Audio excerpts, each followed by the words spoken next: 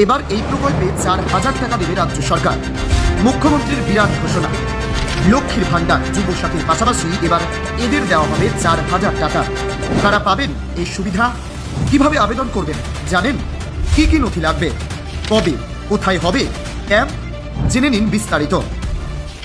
পশ্চিমবঙ্গের জনকল্যাণমূলক প্রকল্পের মুকুটে যুক্ত হলো আরও একটি পালক। লক্ষ্মীর ভান্ডারের অনুদান বৃদ্ধি এবং যুব সাথী প্রকল্পের সূচনার পর এবার রাজ্যের ভূমিহীন কৃষি শ্রমিক, অর্থাৎ যাদের কাছে নিজেদের কোনো জমি নেই, অন্যের জমিতে চাষ করেন, তাদের জন্য বড়সড় আর্থিক সহায়তার কথা ঘোষণা করল পশ্চিমবঙ্গ সরকার। 2026 সালের রাজ্য বাজেটে মুখ্যমন্ত্রী মমতা বন্দ্যোপাধ্যায়ের নেতৃত্বে মেহনতি মানুষের স্বার্থে একগুচ্ছ যুগান্তকারী পদক্ষেপ নেওয়া হয়েছে, যার মূল লক্ষ্য প্রান্তিক কৃষকদের সামাজিক ও আর্থিক সুরক্ষা নিশ্চিত করা। ভূমিহীন কৃষি শ্রমিকদের বার্ষিক 4,000 টাকা সহায়তা। রাজ্য সরকারের নতুন নীতি অনুযায়ী যেসব কৃষি শ্রমিকের নিজস্ব কোনো জমি নেই কিন্তু জীবিকার তাগিদে অন্যের জমিতে চাষের কাজ করেন, তারা এখন থেকে বার্ষিক 4,000 টাকা সরাসরি আর্থিক সাহায্য পাবেন। অর্থমন্ত্রী চন্দ্রিমা ভট্টাচার্য বাজেট বক্তৃতায় স্পষ্ট করেছেন যে জমির মালিকানা না থাকলেও যোগ্য কৃষি শ্রমিকরা এই সুবিধা থেকে বঞ্চিত হবেন না। কিভাবে এই টাকা দেবে সরকার? এই অনুদান একবারে দেওয়া হবে না। কৃষকদের সুবিধার্থে এটি দুটি সমান কিস্তিতে ভাগ করা হয়েছে। এক, প্রথম কিস্তি রবি মরশুমে 2,000 টাকা।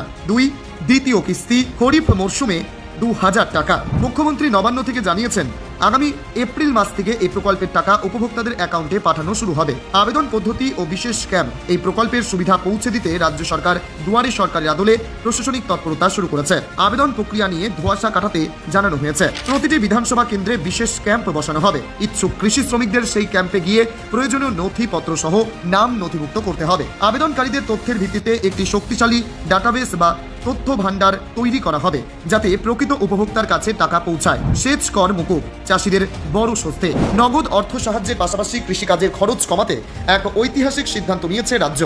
এতদিন চাষের জন্য সেচের জল বা পাম্প ব্যবহারের ক্ষেত্রে কৃষকদের সরকারকে বছরে 1,500 থেকে 2,000 টাকা করে দিতে হতো। বেসরকারি পাম্পের ক্ষেত্রে এই খরচ 3,000 টাকা পর্যন্ত পৌঁছে যেত। এবারের বাজেটে ঘোষণা করা হয়েছে যে এখন থেকে কৃষকদের কোনো সেচ কর বা জল কর দিতে হবে না। এই পরিষেবা সম্পূর্ণ বিনামূল্যে মিলবে, যা ক্ষুদ্র ও প্রান্তিক চাষিদের ওপর থেকে আর্থিক বোঝা অনেকটাই লাঘব করবে। কৃষক বন্ধু বনাম নতুন প্রকল্প, পার্থক্য কোথায়? রাজ্যে আগে থেকেই কৃষক বন্ধু নতুন প্রকল্প চালু রয়েছে। সেখানে জমির মালিকানাধীন কৃষকরা বছরে সর্বোচ্চ 10,000 টাকা এবং সর্বনিম্ন 4,000 টাকা পান।